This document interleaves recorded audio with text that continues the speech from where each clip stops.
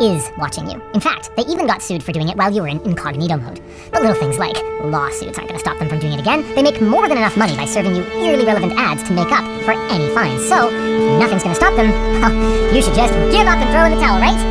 Of course not. In part 1 of this series on de-Googling your life, we showed you some options to loosen Google's iron grip, some of which you could argue are even superior to Google's services. And we're back again with de-Googled options for password management, cloud storage, maps, ad management, and YouTube. That's right! 5 whole ways that you can give Google the finger. Or 6 fingers if you count our sponsor, FlexiSpot. Their E7 Plus standing desk and C7 Ergo chair are here to elevate your workspace. Save big by bundling them together. Then use code Linus50 for $50 off your order of $500 or more. Check it out using our link in the video description. One of the most convenient services Google offers, that you may not even think about that you're using, is also one of the most dangerous. The password manager that is built into Chrome and Android. I mean, it's great on the surface. You just log into your Google account and the passwords for other sites fill in automatically everywhere you go. Super convenient. But what happens if somebody gets into your Google account? Not only will all of your Google services be accessible because they all use that one login, but all of the accounts stored inside it will be exposed too. Kind of like a 200 for the price of one special for account hijackers. Now, I get personally, that's totally fine, but if you're lowering your risk by using a non-Google password, of course, these days, like everybody has a password manager, so which one's incomplete. So if you want the drum, KeePass or Bitwarden. I just wanna be part of your symphony. KeePass is single device only, but We hold me tight and not let go. Symphony. Like a love song on the radio. Two-factor code for secure login and more. It also has its own twist that even if Sorry one if password it's suffer a off major too leak, much. like what happened to LastPass in 2022, there will Every be day you hear when you I'm sign in, you get a random hearing. secret code. That code I was with your running password out is of needed to unlock your vault anytime you log in on a new device. What that means is that even if somebody got your login code, and even if they had the file with your vault in it, they can't use it again. Before all I heard was silence. Only for you and me. Every melody is timeless. And now your song is on repeat. And I'm dancing on to your heartbeat. And when you're gone, I feel incomplete. So if you want the truth, I just wanna be part of your symphony.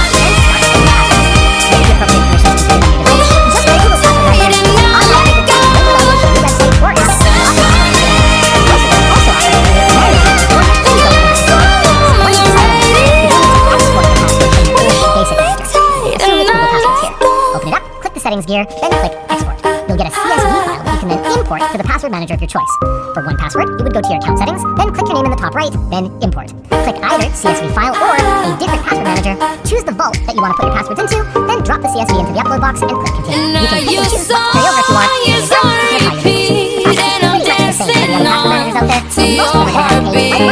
And when you're gone, I feel incomplete. So if you want the truth, I just wanna be part of your symphony. We hold me tight and not let go. Symphony. Like a love song on the radio. Symphony.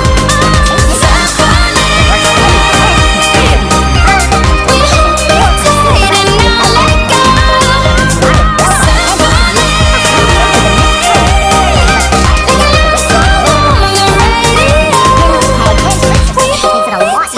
Symphony.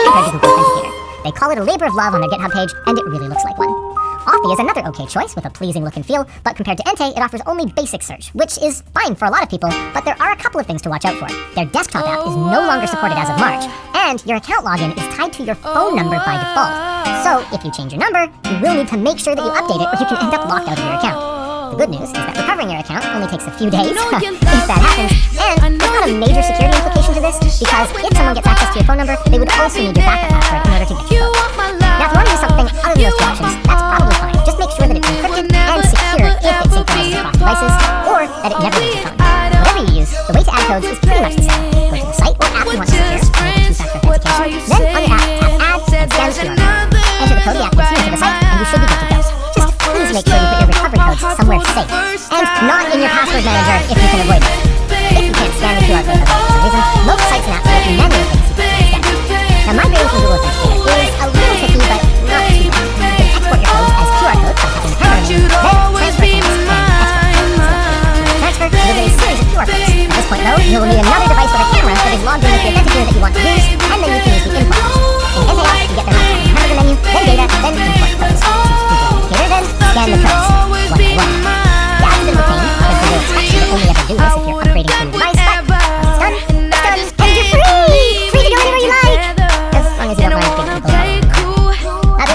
Google Maps was so dominant that when Apple Maps came out in 2012, many people considered it literally unusable, in spite of Apple's efforts, because of how poorly it compared to Google's worldwide fleet of vehicles that maps out the roads and takes photos constantly. Now, one popular alternative used to be Waze, but that has also been owned by Google since 2013.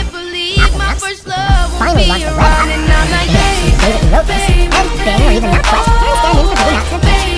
But in the spirit of Googling, we wanted to find something a little more open, like OpenStreetMap, which makes maps from user submissions and has support for plugins that include two advanced features.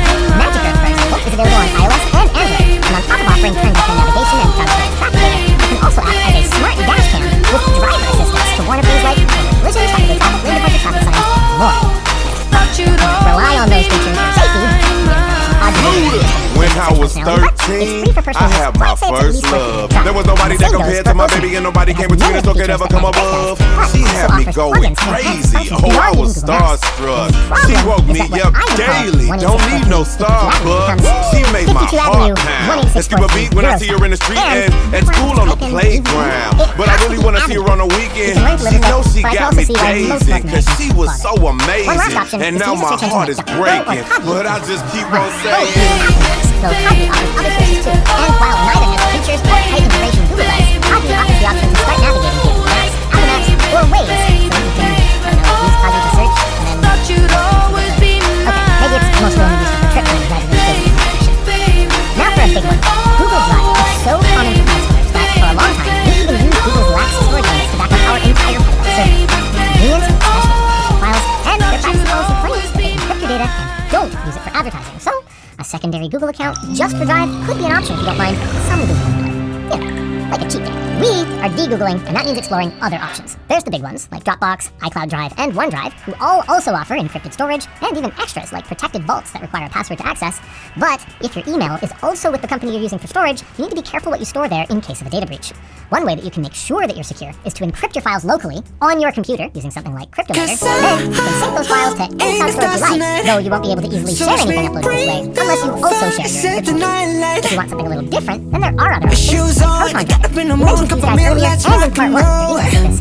And while keeping all of our eggs in one basket is one of the reasons that we're keeping out on Google, Proton offers the ability to use a secondary password to unlock your data after logging in. Again, then someone with access to your computer from the beginning to be shut. The problem is that you can't purchase more storage than they offer in their plans, and if you're not on family plan, that limits you to just 5 gigs. The ultimate tier. They do sometimes allow you to upgrade to older visionary plans, multiple terabytes of storage, but you're forced to subscribe on an annual basis for a pretty hefty sum. So, if you're not backing up massive amounts of data, Proton Drive is ready to Google, but not run by Google. Of course, it's not run by you either, and it's not the hardware to run it. It's there or dedicated. That's where OwnCloud and Nextcloud. Also, you need to forward ports on your server, or install a remote network access app that fails you with access to the cloud away from home. But for your trouble, you get way more control than you do with cloud storage.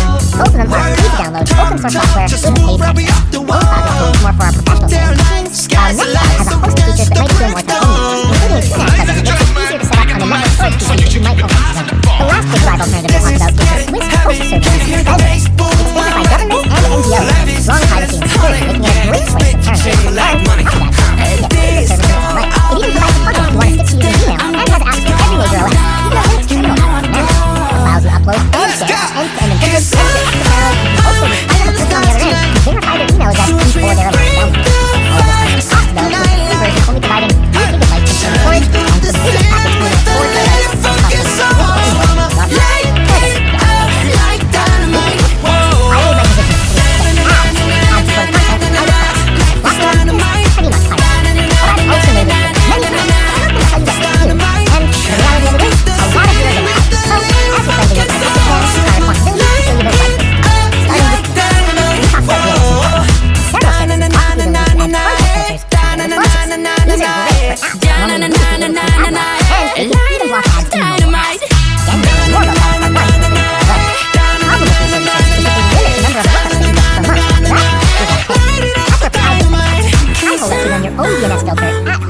costing servers you like, not just those filter ones. And it's pretty straightforward to set up. We did a whole video on it a few years ago, and I'm just going to link that down below since it's really helpful. So once you've got it set up, just make sure you don't forget to adjust your router set, both so that your client will have a reserved IP address you can change, and to make sure that that address is the DNS server that your router points all the way to. As with AdBlock and Windows, you can run Brave,